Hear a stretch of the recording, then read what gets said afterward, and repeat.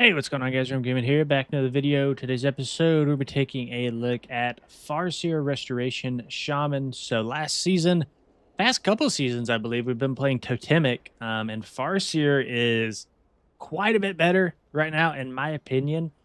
Uh, it just flows really well, and I think we did a guide earlier this season on Totemic, so now we're going to do a guide on Farseer. And then just a disclaimer, this is going to be more of a beginner's guide than anything. People who are like new to WoW, maybe just picking up Resto Shaman for the first time, don't really know about the abilities. This is not going to be like a super in-depth advanced guide. So fair warning there. Okay, let's go ahead and get started. So first thing I like to do is I like to just go through the abilities and just kind of talk about like at the core of a specific spec, like what are some of your core spells? What are you kind of focusing on for the most part? And these talents are going to be geared, or excuse me, these abilities are going to be geared to my specific talents that I take here. There's other talents you could take that would mix us up a little, but for what I'm taking in this specific video, that's going to be the abilities that we talk about. So first main spell we're going to talk about here is your Riptide. Riptide, you can see we have an unusual amount of charges of Riptide. You actually get 3 charges of Riptide in Farseer compared to 2 in Totemic, and that is due to the Elemental Reverb talent here. Lava Burst gains an additional charge, and Riptide gains an additional charge, and they do 20% more throughput. So if you don't know what Riptide does, you just press it. It puts a heal over time effect on you, and it will proc something called Tidal Waves. You can see that I'm tracking that here with a weak R. So what is Tidal Waves? So Tidal Waves is this node here in your talent tree. So casting Riptide grants us 2 stacks of Tidal Waves. Tidal Waves reduces the cast time of your next healing wave or chain heal by 20% or increases the critical effect chance of your next healing surge by 30%, which is really what we're after more than the reduced cast time. Because mainly you're pressing healing surge, right? That's going to be our main healing ability. So Riptide applies a hot effect. It does a decent amount of healing, moderate healing, and it applies this Tidal Waves buff. And as we use our spells, you can see as I use healing surges, I used up those stacks. So that right there is the core gameplay loop of playing Resto Shaman. What I just showed you is putting up Tidal Wave stacks and then using them with your spells. So you want to weave in Riptides in between your healing surges and in between your chain heals. Now, another thing that a lot of people get confused about with Resto Shaman is Healing Wave. So Healing Wave is pretty much a spell that I just ignore. It does have really good healing to mana efficiency sort of ratios. It's probably the most efficient healing spell in your kit. The problem is Farseer already has insanely good mana efficiency. So Totemic had decent mana efficiency as well, and there's never really a scenario where Healing Wave is really needed. It's just better to use Healing Surge and Chain Heal than Healing Wave. So for me, I don't even run with Healing Wave. I just take it off my bars. So let's talk about Healing Surge and Chain Heal. These are going to be the only 2 spells that you're going to be using in conjunction with your Tidal Waves. Again, you can ignore Healing Wave. So Healing Surge, let's go ahead and go to it. This is going to be your main heal. And we talked about that a little bit earlier. It has like a 1-second cast, and this heals for an insane amount on one single target. It's pretty mana efficient.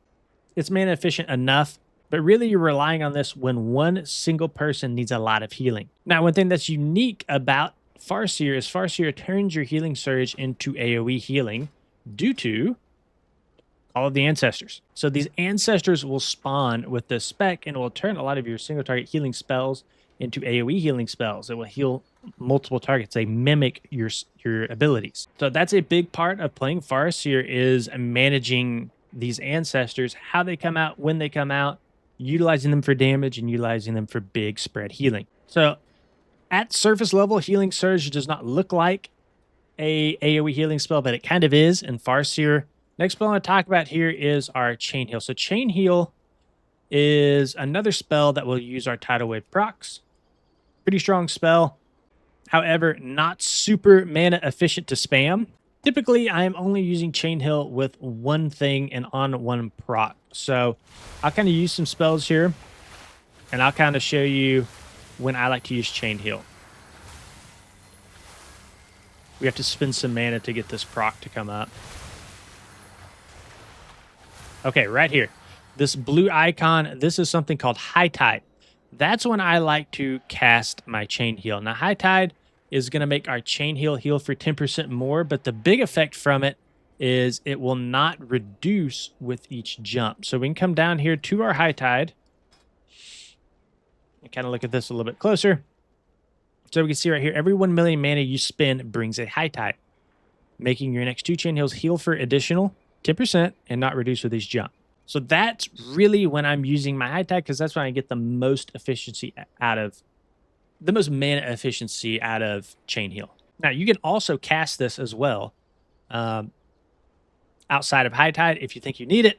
But for the most part, I think Healing Surge is going to be able to cover most of the other scenarios. So that's High Tide and Chain Heal. So we talked about our 3 main core spells here. Next, I want to start getting into our ancestors and kind of like the initial pool setup. So we have a spell here that's kind of new that we didn't run last season called Unleash Life. That's going to be right here. 15-second cooldown. So Unleash Life can be used as a heal, but I like to use this more as a way to spawn an ancestor. So let's just read this out. Unleash Elemental Forces of Life, does some healing, increases the healing effect of your next healing spell. It just kind of goes through, Riptide, Healing Wave. They get more increased healing. Chain Heal does 15% increased healing and bounces one additional target. Healing Rain or Downpour affects 2 additional targets. And then our Wellspring, 40% of overhealing done is converted to an Absorb effect. So use Unleash Life is another core spell, I would say. And you want to be using this as much as you possibly can. Obviously, the healing from it's nice. It buffing some of our other healing spells is nice, but really the main reason you want to use it is due to, if we go back to Call of the Ancestors here, casting, if we look at the second paragraph, casting Unleash Life calls an ancestor to your side for 16 seconds. So just to show you what that looks like, I can cast my Unleash Life, and I now have an ancestor that's spawned, and he is going to mimic my damage and healing spells. Very, very important that you know how to control these ancestors, because they will give you a huge amp to damage or healing. Now, you can also see in the first sentence, benefiting from Undulation calls an ancestor to your side. Well, we're not taking Undulation. We're taking Unleash Life over Undulation, so you don't even have to worry about that first sentence. Unleash Life, we just kind of talked about that. So as of right now, there's only one way that we can proc an ancestor, and that's through our Unleash Life. Well, that's not exactly 100% true, because if we go down to the bottom of the tree, we have a spell called Ancestral Swiftness on a 30-second cooldown. So your next healing and damaging spell is instant, costs no mana, and deals 10% increased damage and healing. If you know Nature's Swiftness, which we do take down here in the bottom left, Nature's Swiftness, it is replaced with Ancestral Swiftness and causes Ancestral Swiftness to call an ancestor to your side for 10 seconds.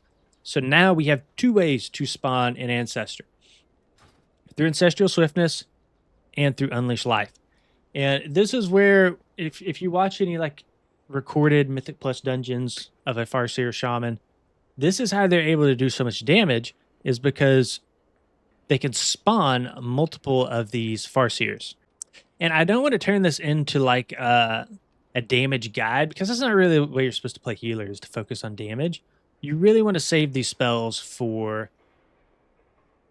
big healing events. But in Mythic Plus, the most healing is going to be in the first 15 seconds of the pack. So it kind of makes sense to use your Ancestral Swiftness and Unleash Life at the start of a pool, at the start of a pack. And you can really get big damage amps, big amped healing by kind of proccing everything on pool. So we'll touch on that a little bit more here in a minute. I'll show that setup. But first, I want to go a little bit deeper into the tree. We are also taking Cloudburst at the moment, which is pretty good with Farseer, because the way Cloudburst works, we'll just read it out. Summons a totem at your feet. It collects power from your healing spells. When the totem expires or dies, the stored power is released, healing everybody. And that healing's divided up. So I'll kind of show you guys what that looks like. We drop a Cloudburst totem. You can see we have an icon that pops up here. This is a weak aura, and this is going to track how much healing is being funneled into that Cloudburst. And as we pump healing into it, you'll kind of notice the color starts to change. And that color changing is going to tell you how powerful that Cloudburst is. So we got up to yellow. which means that our cloud burst was moderate in strength. It goes all the way up to blue. And that's just a recommendation if you want to pop your cloud burst early on how strong that cloud burst is going to be, how much healing will be dispersed out on your group. So we'll explain that a little bit more in a minute, but that's kind of how cloud burst works. And we're running it because we're able to front load all of our healing and funnel that into a big cloud burst and Mythic Plus into those really big pools. Again, we'll take a look at an example of that here in a minute. Last thing I want to go over in terms of our abilities is our healing rain.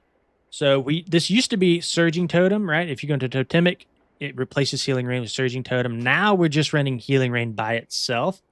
I personally really like it because now it's a 10-second cooldown versus a 30-second cooldown. And we got a little bit more flexibility on, like if the tank moves a pack, right? We're not stuck here for 30 seconds with a Healing Rain out of position. So there's a little bit more flexibility with that Healing Rain. But we'll read this out. Blanket the target area in Healing Rains, storing health to allies within the target area. So just to show you, we'll drop it here. We're going to have to move because some guy just is about to blast here. But it drops this circle of, and it just basically any allies standing in it are going to take some healing. Now, we also have a talent under that called Acid Rain. So any enemy standing in your healing rain is going to take damage. So here's a dummy. We'll drop it here. So I'm getting healed, and now the dummy's taking damage. Everything that's in that circle. So this is very important to your setup in a Mythic Plus pool. You always want to be putting healing rain down. Okay, we talked about most of like the core basic concepts. A couple other minor things. Whoa, that is bugged. We have there we go. We have our Earth Shield. Excuse me, we have a Water Shield that you want to put on yourself. Always have Water Shield on yourself. This is going to restore your mana. We also have our Earth Shield that you put on yourself, or you can put on the tank. And you always want to make sure that you have 2 Earth Shields up at any given time. And then after that, and yeah, in terms of the base spells, I think that's pretty much it. So let's talk about our damage spells really quick. So we talked about Healing Rain, that does some damage. Always have this down at the start of a pull. We also have our Flame Shock that you'll put on a target. And this will tick fire damage and has a chance to proc our Lava Surge, which is our passive here. And Lava Surge is important for a reason that might not be super obvious. So obviously, right, we get the instant cast Lava Burst, which is what we're looking at here. So we have a chance to proc that. So you want to spread your Flame Shock to as many targets as you can in a pool, because that's going to give us more chances to proc Lava Surge. Now, Lava Surge is important, not necessarily for the instant cast Lava Burst, but more so for Master of the Elements. So if you're getting instant cast Lava Surges, you're going to be able to proc Master of the Elements a lot more. So let's read this out. Casting Lava Burst increases the healing of your next healing surge by 30%, stacking up to 2 times. So if you can weave in these Lava Surges, it'll actually increase your healing, right? So I'll kind of show you. So anytime that we cast Lava Burst, you can see we have Master of the Elements. And obviously with instant cast Lava Surges, you're going to get more procs of Master of the Elements. So that's kind of where Lava Burst and Lava Surge kind of fits into your core rotation. We also have Lightning Bolt for single target damage, which is completely replaced by Chain Lightning at 2+ targets. And really, that's it in terms of damage for Resto Shaman. Healing Rain, Lava Burst, Lava Surge, Flame Shock, Lightning Bolt, Chain Lightning.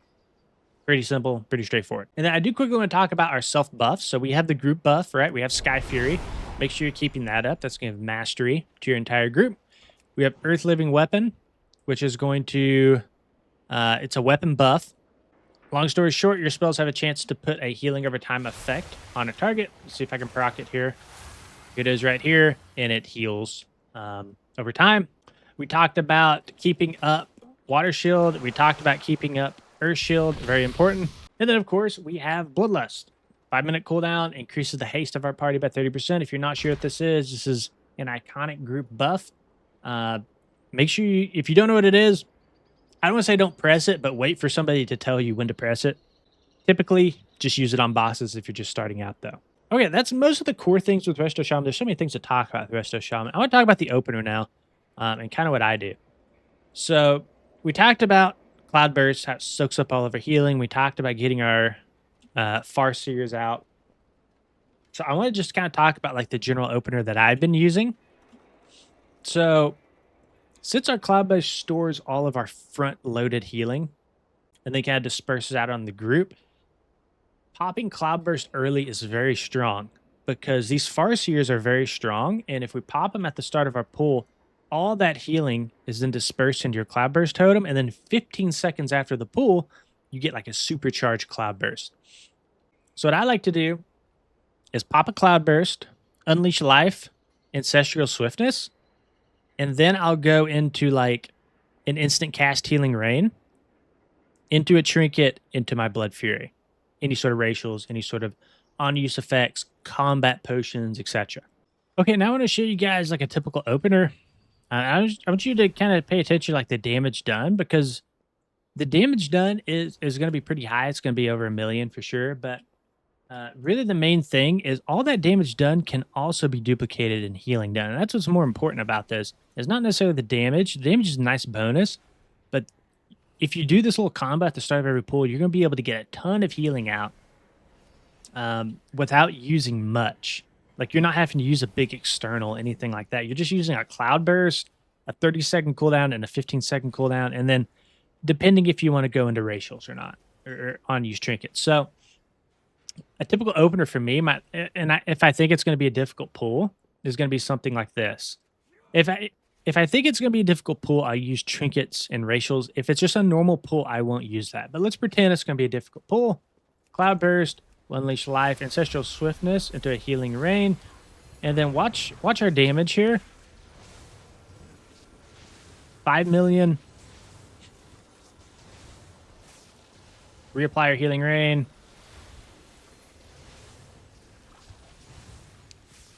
Pretty good for a healer, you know?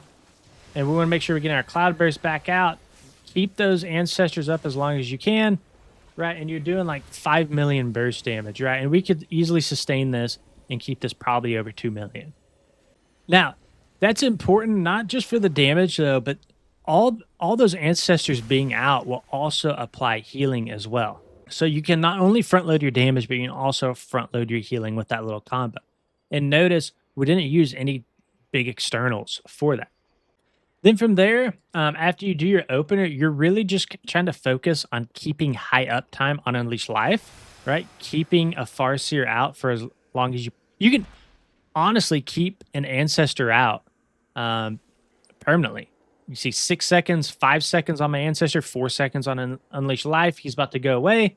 I'll Unleash Life again. He went away. Here's the new Ancestor. So your core gameplay loop is going to be keeping an Ancestor out and then going through your tidal wave charges through Riptides and Healing Surges and just kind of going back and forth. Whenever a high tide procs, again, that's when we're going to be using our chain heal and just kind of, repeating that loop. So anyways, hopefully this helps somebody. I tried to keep it like moderate to beginner level. I do think Resto Shaman is in an insanely good spot right now. Much better than last season. Everything feels great playing Farseer. I enjoy Farseer more than Totemic after playing both. That's just my 2 cents. Really fun season to play Resto Shaman if you're looking to get into it. Best season of the expansion by far, in my opinion. Anyways, thank you guys for watching. See you in the next one.